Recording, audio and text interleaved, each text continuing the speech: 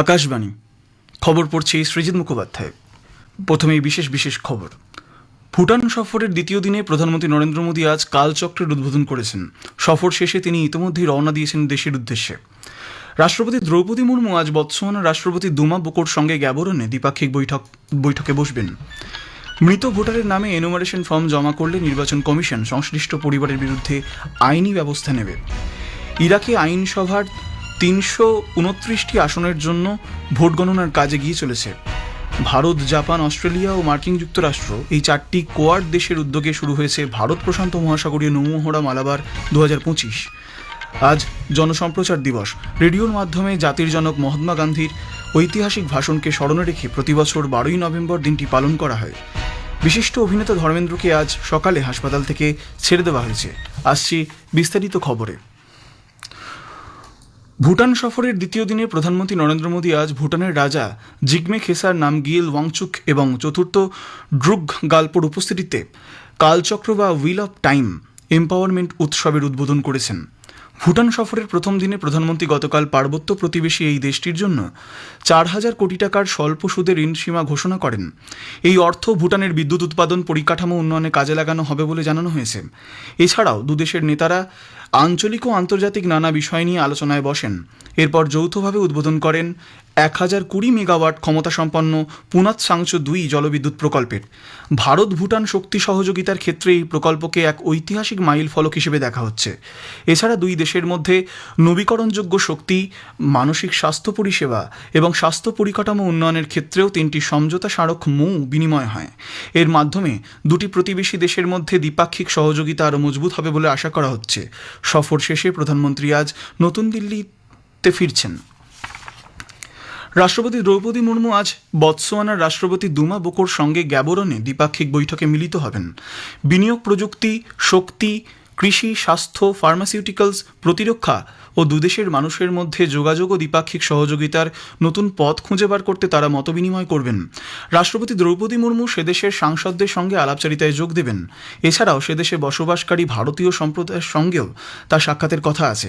এর পাশাপাশি তিনি বতসোয়ানার ঐতিহাসিক স্থলগুলি পরিদর্শন করবেন। বিদেশমন্ত্রী ডক্টর এস জয়শঙ্কর কানাডার অন্টারিওতে G7 বিদেশমন্ত্রীদের সম্মেলনের ফাঁকে কানাডার বিদেশমন্ত্রীর সঙ্গে সাক্ষাৎ করেছেন। এই সম্মেলন আয়োজনের জন্য অনিতা আনন্দকে অভিনন্দন জানান তিনি।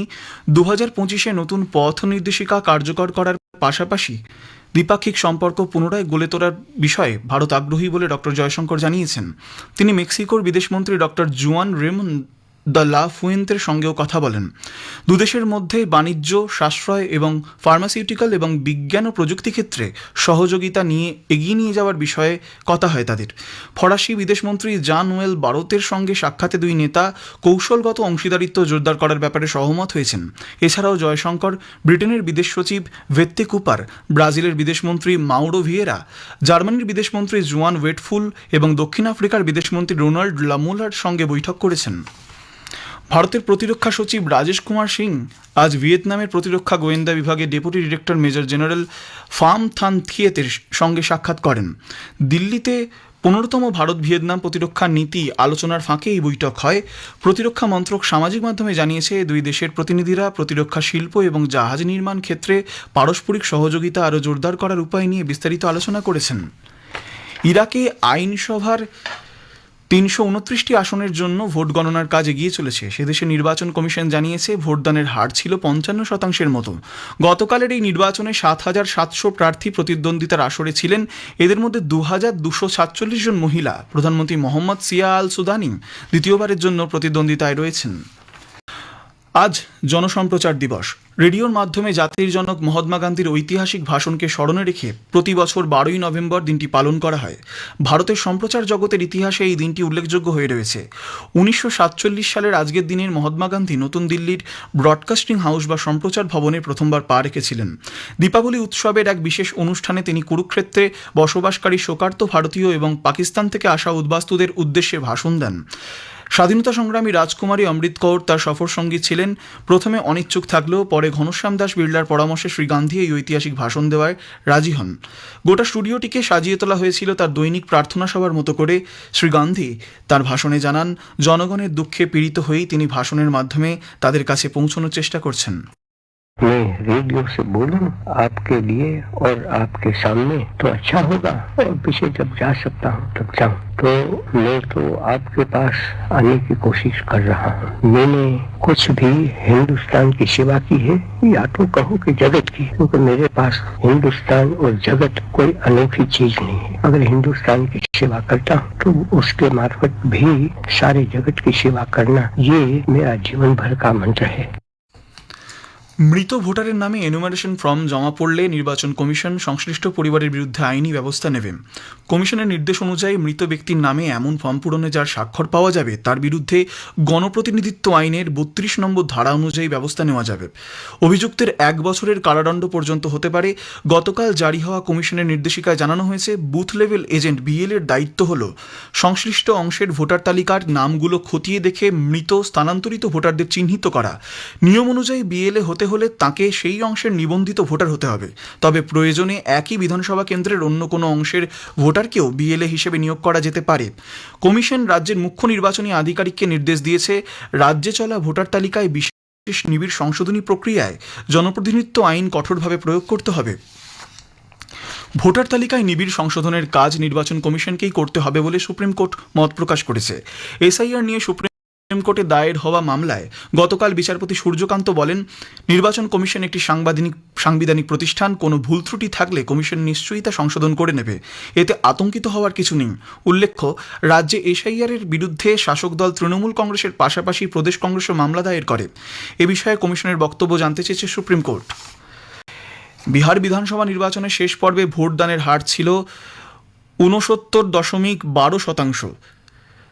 ৬ নভেম্বর এবং ১১ই নভেম্বর দুটি ধাপে ২৪৩টি বিধানসভা আসনে ভোট গ্রহণ অনুষ্ঠিত হয়েছে। নতুন দিল্লিতে সাংবাদিক বৈঠকে মুখ্য নির্বাচন কমিশনার জ্ঞানেশ কুমার বলেন, বিহারের ভোটাররা একটি ইতিহাস তৈরি করেছেন। ১৯৫১ সালের পর থেকে যতগুলি নির্বাচন হয়েছে তার মধ্যে এবার সর্বোচ্চ ভোটদানের হার রেকর্ড করা হয়েছে। ভারত ও কিউবার মধ্যে দ্বিপাক্ষিক সম্পর্ক আরও শক্তিশালী করার লক্ষ্যে হাভানায় একটি সমঝোতা স্মারকপত্র স্বাক্ষরিত হয়েছে, যার মধ্যে রয়েছে সাংস্কৃতিক সমন্বয় এবং অপরাধমূলক বিষয়ে পারস্পরিক আইনি সংক্রান্ত একটি চুক্তি। কেন্দ্রীয় বিদেশ প্রতিমন্ত্রী পবিত্র মার্গারিটা এবং কিউবার ভারপ্রাপ্ত বিদেশমন্ত্রী জেরার্ডো পেনালভার পোর্টালের মধ্যে একটি বৈঠকের সময় এই চুক্তি স্বাক্ষরিত হয়। বৈঠকে তারা দ্বিপাক্ষিক সহযোগিতার বিষয়গুলি পর্যালোচনা করেন।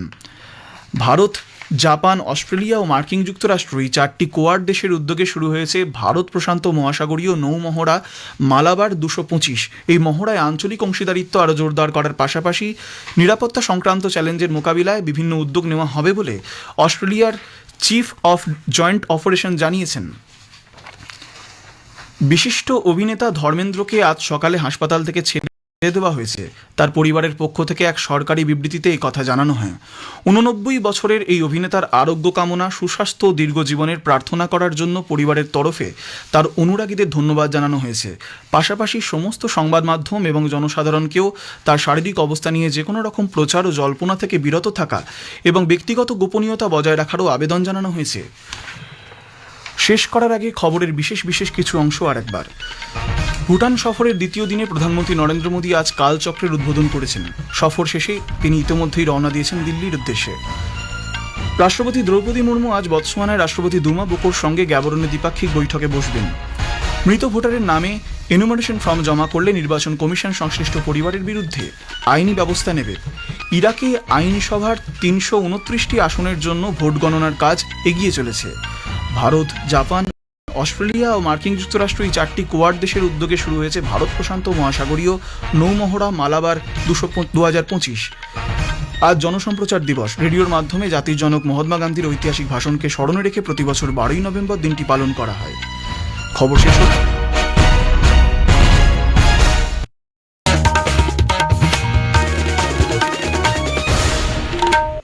আকাশবাণী কলকাতা, স্থানীয় সংবাদ পড়ছি ধৃতি সেন শর্মা।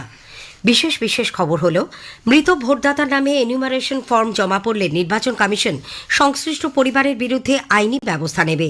কমিশনের নির্দেশ অনুযায়ী মৃত ব্যক্তির নামে এমন ফর্ম পূরণ করা হলে যার স্বাক্ষর পাওয়া যাবে তার বিরুদ্ধেই জনপ্রতিনিধিত্ব আইনের 32 নম্বর ধারা অনুযায়ী 1 বছর পর্যন্ত কারাদণ্ড হতে পারে।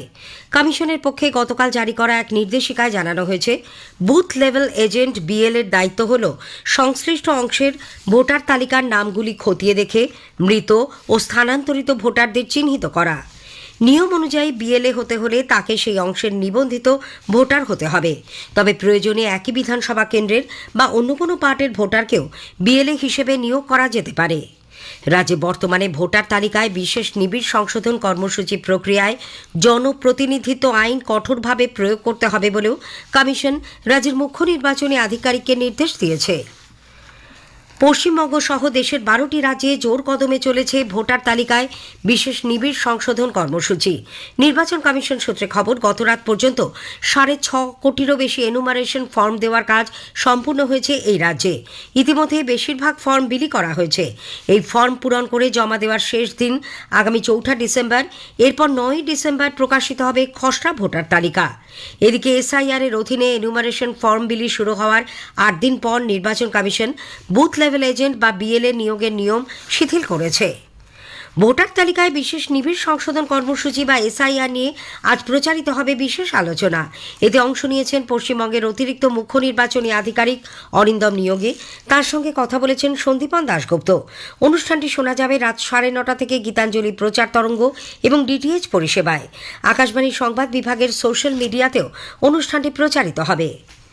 2016 সালে প্রাথমিক শিক্ষক নিয়োগ প্রক্রিয়ায় দুর্নীতির যে অভিযোগ উঠেছে তা সম্পূর্ণ মিথ্যে বলে রাজ্যের অ্যাডভোকেট জেনারেল কিশোর দত্ত দাবি করেছেন।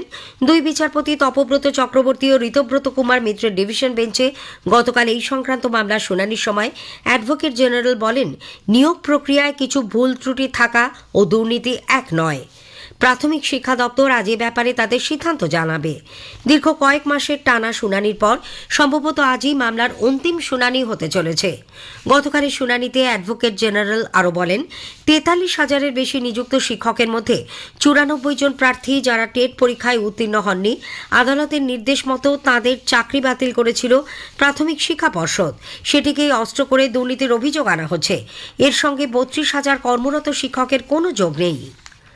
শিক্ষক হিসেবে অভিজ্ঞতার জন্য স্কুল সার্ভিস কমিশনের পরীক্ষায় অতিরিক্ত 10 নম্বর দেওয়ার বিরুদ্ধে কলকাতা হাইকোর্টে দায়ের হওয়া মামলায় আপাতত কোনো নির্দেশ দিলেন না বিচারপতি অমৃতা সিনহা।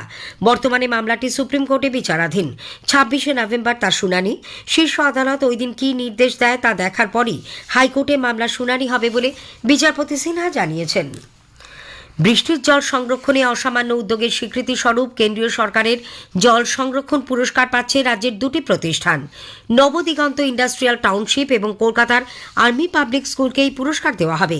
কেন্দ্রীয় জলশক্তি মন্ত্রকের তরফে একথা ঘোষণা করা হয়। আগামী 18 নভেম্বর নতুন দিল্লির বিজ্ঞান ভবনে এই পুরস্কার বিতরণ অনুষ্ঠান হবে।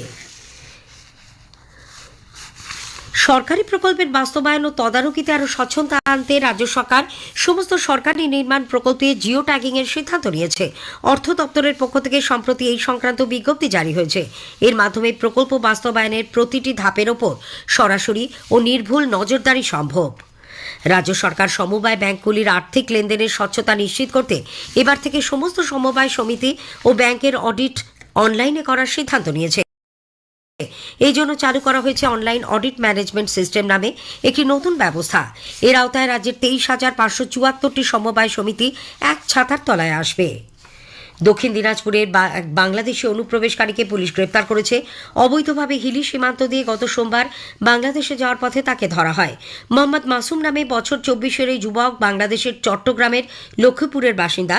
এদেশে চেন্নাইতে সে কর্মরত ছিল। তাকে গতকাল বালুরঘাট আদালতে তোলা হলে 4 দিনের পুলিশ হেফাজতে পাঠানো হয়।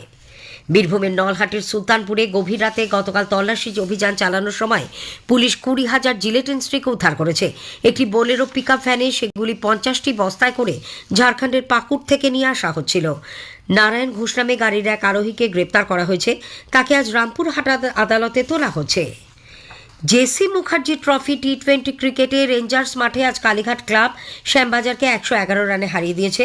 শ্যামবাজার টসে জিতে প্রথমে ফিল্ডিংয়ের সিদ্ধান্ত নেয়।